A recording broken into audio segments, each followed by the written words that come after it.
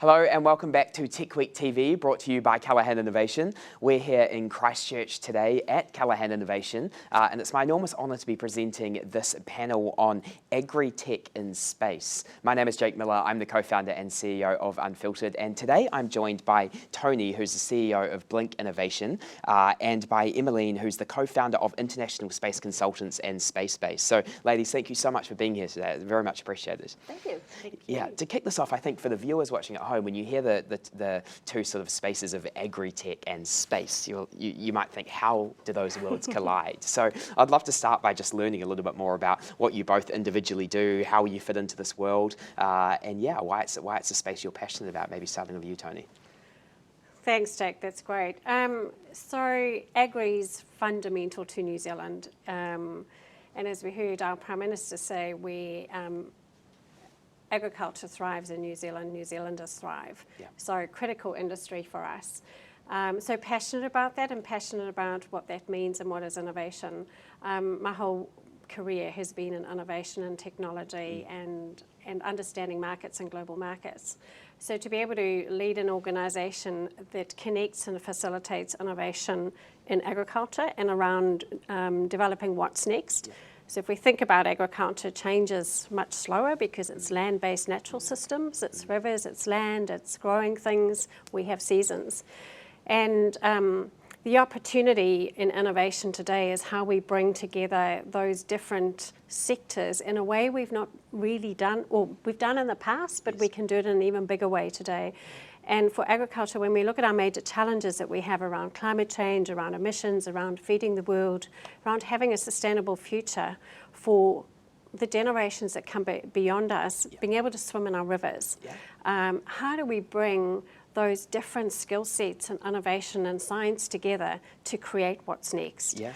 And that for me is the amazing opportunity with space, is how do we use Earth observation data to actually know what's going on, predict what's going on, and help farmers, help environmentalists make decisions faster in a much easier way, because we're short of labour, we're short of time. Yeah. So how do we use AI, how do we use machine learning, how do we use remote sensing? And so we ride on that interface where it's now affordable for agriculture as it's come down. That's very cool, yeah. And I guess with so many satellites being able to launch for so much cheaper due to great companies like Rocket Lab here in New Zealand, the opportunities become enormous, right? Absolutely. Absolutely. And Emmeline, I'd love to learn more about your story and why you're here today.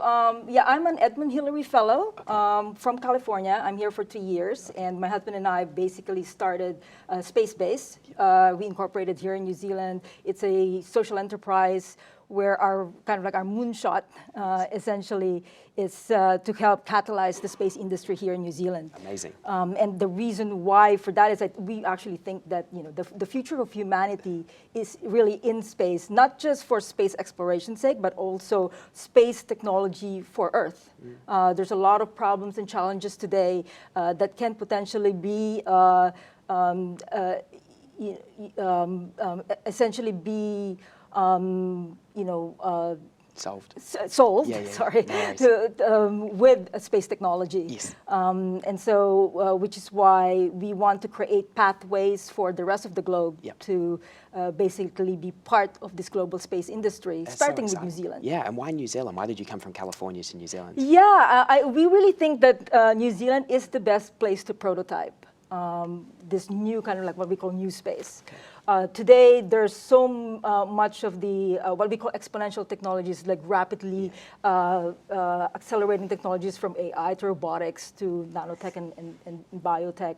And so, which means that the technology has been democratized, and you don't need to be in the U.S. anymore or in the big aerospace countries to actually work on space-related projects. Yes. And New Zealand in itself has a lot of pluses. For one, the location, the isolation of New Zealand is actually great for launching rockets, as you know, with Rocket Lab right now. Also, we have a very progressive government that can create regulations and policies very fast, and so that it could help potentially space entrepreneurs to work on specific projects. Yeah, yeah. And do you both work together with these projects? Yeah, so Yeah. what we've basically about partnered with this year is the New Zealand Aerospace Challenge, Okay. which is part of the Innovation Partnership Program of MB and Airbus. Yes. The project sort of like lead for this is Christchurch NZ, together with several key partners, of which Blink is one of them, UC as well, Zira, and so Airways. And so this year, the challenge really has two purposes. One is that we're looking at a particular problem in New Zealand that space and aerospace could solve. And then the other is to also catalyze ideas and projects and startups to work on space projects. Yes. And this year, the focus is sustainable agriculture. Right. Wow. Okay. So that, yeah, obviously intersection of those two worlds. And I hear that there's an announcement coming out today, right? Yeah, so today we'll be announcing like 18 teams that will be included in what we're calling a virtual incubator. Right. So this incubator essentially will help all of those teams work on their solutions for between now and September, because the finals for the actual application is not due until September 15. Yeah, yeah, okay. And when we see companies like Rocket Lab as a great example, obviously here in New Zealand, of a space company that's scaled into now a unicorn billion-dollar company from New Zealand. Peter Beck's a phenomenal example of somebody that's really pioneered this space. And what's quite amazing about him is he didn't go to university. He really did just get straight into it and start doing it. Is that possible, or is Peter Beck some form of freak of nature? I don't actually think that it's a freak of nature. I think it's all about passion and also opportunity. And today, if you think about education, there's a lot of things that can be done within New Zealand in itself already. I mean, there's traditional educational programs like up in Auckland, the Center for Space Institute. Then here in UC, for example, a lot of the engineers that went on and become Rocket Lab engineers come from UC. Yes. So there's all of those traditional basically degrees from astronomy to physics to engineering. That's already inherent here. But then there's also other possibilities where Kiwis can actually look at other opportunities like scholarships from the NASA internship that just was actually awarded most recently. Okay. So that's one. There's non-traditional organizations like the International Space University that does summer programs both in the North and Southern Hemisphere, and they've been around for 30 years, and they do scholarships as well. Yes. And so there's already those kinds of opportunities. And then, of course, online, if you go on like spaceedu.net, there's this platform that actually has a repository of all of the aerospace training videos that anybody can just go on and start learning. And start learning. That's so exciting, yeah. And where do you see the biggest opportunities in AgriTech today in New Zealand? Wow, big space. Yeah. I think the opportunity for us is to really take a leadership role in how we deal with the environment, climate, water. We are leaders in this space. As Emmeline said, because we're smaller and we can connect so much more easily across the ecosystem, that we can lead out for the world on some of these things. We're a big food exporting nation. We export 95%, so actually people look to us to lead.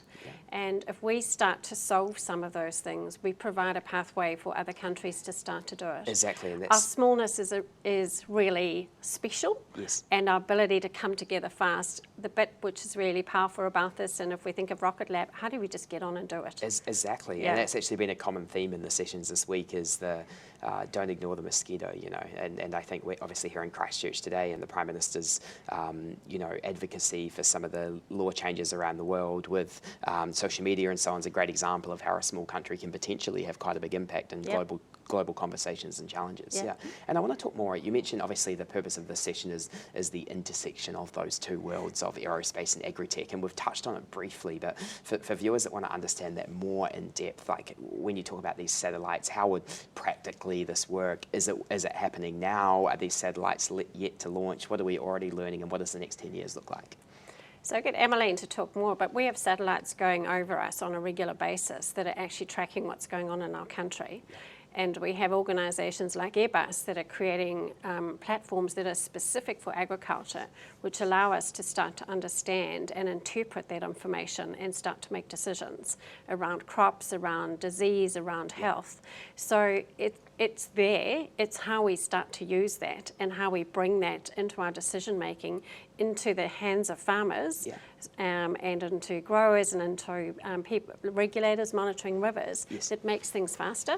So we're right on that bridge at the moment, and that's why it's so exciting to have Airbus as part of this. So global player, biggest satellite fleet in the world. There's definitely different providers, but of course Airbus is for sure, they have a lot of different kinds of data, from visual to multispectral to hyperspectral, where you really get a lot more information on either crop growth and health and so forth. These are all technologies that maybe like 10, even 5 years ago are not so widespread. But now also, because there are a lot of satellite manufacturers that are now launching small sats. So in the past, most of the satellites are huge, big refrigerator type of basically satellites that are expensive. Today, you now got fleets of satellites, basically nanosats, where like daily they can basically get images of the Earth 24/7. That was not available in the past. And so also manufacturing of satellites as well has gotten cheaper. It's much easier to also launch them because it is cheaper. Rocket Lab, being a small launcher, can now also launch much more faster and cheaper as well. And so this has given a lot of information. There's lots of data that is now going to be coming down pretty soon in the next 5 years. So one of the opportunities here is essentially, how do you interpret that data? How do you analyze that data? And that technology can be something that is a niche market that New Zealand could also leverage. What's the greatest thing you've learned here in New Zealand that you're going to take back to California? Oh wow, that's a pretty loaded question. But for one, I think the culture here in New Zealand is I love it because I think the culture lends well to risk taking and essentially this innovative sort of ingenuity where it's a can-do attitude. So for us, it's really a breath of fresh air to be here, where I think the bureaucracy, at least on the scale that we're used to in the U.S., is definitely not non-existent. And so we really think that here in New Zealand, there's already an existing tech, entrepreneurial, and educational ecosystem that for sure can potentially be leveraged to create space entrepreneurs. Exactly, and for those watching at home who may not be aware, I mean, New Zealand is the easiest place in the world to start a company today.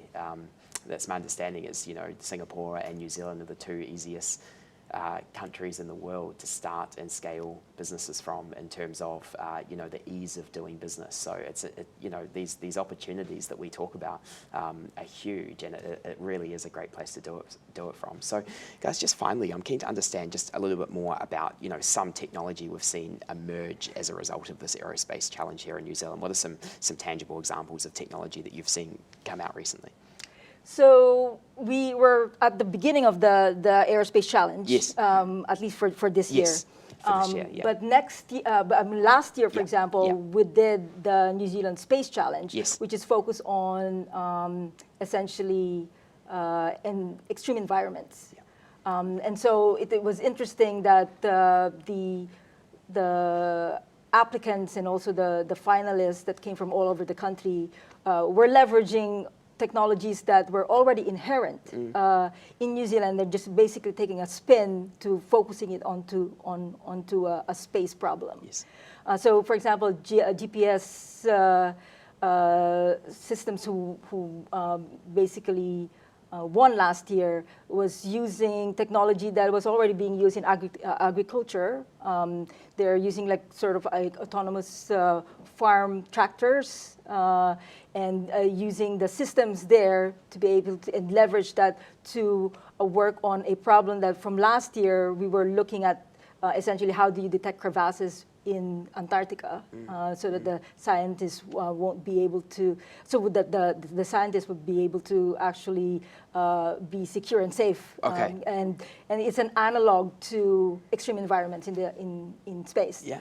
So again, these are technologies that are already existing in New Zealand that are just being leveraged. Yeah. But then at the same time, there's also one of the finalists from in Hamilton who's also working on a different type of a space launcher propulsion system. So that's another one that without the challenge, they probably would not have focused more on what the technology they were working on. Absolutely. Yeah. And in agriculture, Tony, what would you say is the biggest change you would like to see as it relates to the climate, the environment, to ensure that New Zealand's ag sector can continue to grow in a way that's sustainable for the future? So the big thing for me is that we are able to use less nutrients. We're able to only need it where we need it. Yeah. We're able to monitor it. We're able to track it. We're able to make decisions much faster and have that integrated way of working. And if I look at some of the innovation we're starting to see come through, where one of the organisations in New Zealand is using hyperspectral to look at placement of fertiliser, so it doesn't land in the rivers, it doesn't land in conservation areas. The kind that you want only goes where it needs to. Yes. We're starting to use some of these technologies to really think about the environment, the impact, growth in a way we haven't been able to in the past. Yes. And then how do we learn and do it better and better and faster? Okay. So this is around getting really smart and really showing how you can look after the environment and still be productive. It's a big opportunity for sure. So a huge opportunity for us. Yeah, and do either of you have a favourite sort of AgTech or aerospace startup that the viewers might not be aware of that they should know more about and go and check out? A company that's making waves, maybe in a small way at this point in the world of these two spaces. Wow, that's well, we've definitely seen a lot of things that's happened today, and I not playing favorites because of course. There's for sure there's a bunch of companies now that are either in their beginning stage or kind of like working towards a lot of new technology. So here in Christchurch, for example, I mean, go look at like Orbica, for example, who is looking at data analysis and visualization. There's Contour Engineering to Fabrum, who actually is doing advanced manufacturing, and they are already looking at projects that are related to space as well. I mean, there's other data analysis companies here too, from Data Genius to Asteria, We Are Science, and I'm just like rattling things off of my head.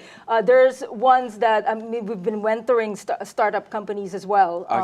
So there's one called Extraterrestrial Power up in Auckland that is actually looking at far into the future where you could potentially create energy from lunar resources. Wow. So I mean, there are companies that are far off that way. There's other companies like Dawn Aerospace, which is also working on a different type of space launcher. Yeah. So these are all New Zealand companies that I've also learned about from the past year. And the reason I wanted to ask the question is that's certainly one of the common themes that's come up this week in these interviews we've done is just the incredible number and diversity of these companies in New Zealand that nobody probably has heard about yet, but could really change the world and have a material impact. And AgTech, one I love is Halter, the cow collar company is amazing, right? So you've got Halter, you've got GPS you've got and Agbox.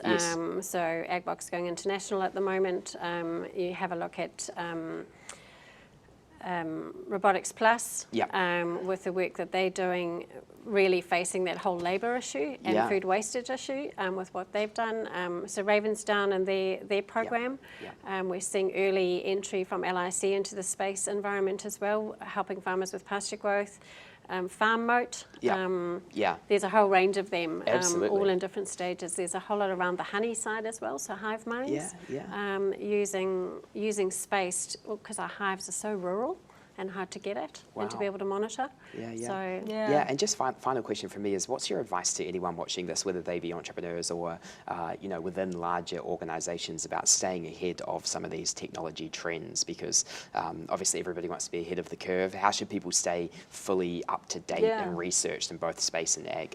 Yeah, well, I said earlier, space is the future, I think, and so definitely today you can do a lot of things already. SpaceBase.co, like on our website, there's the space directory. So we're trying to gather all of the companies and organizations that are in New Zealand on there.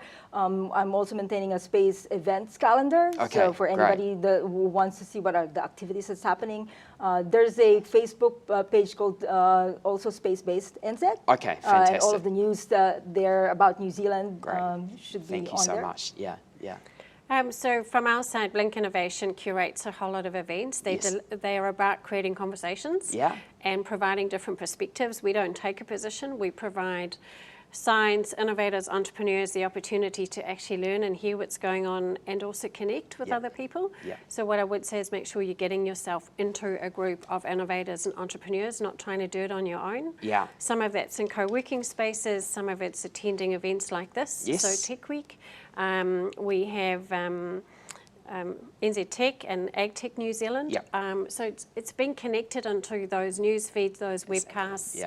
But be with others that are like you. Don't do it on your own. It's too hard. And we should all work together, because next month for Unfiltered Live, my business, we're bringing down Dan Golden, who was the former administrator of NASA to New Zealand. So he's coming down for a week, and he's doing a talk at Unfiltered Live in Auckland and Christchurch. And we're also going to conduct a live interview for an hour here in Christchurch, followed by half an hour of Q&A. So we have to work together on getting the right people in the room. And awesome. Well, thank you so much to the viewers for tuning in. Thank you so much, Tony. Thank you so much, Emily. It's a pleasure to meet you both. And really appreciate you taking the time to come along. And to the viewers for watching from home, thank you so much for joining us again on Techweek TV.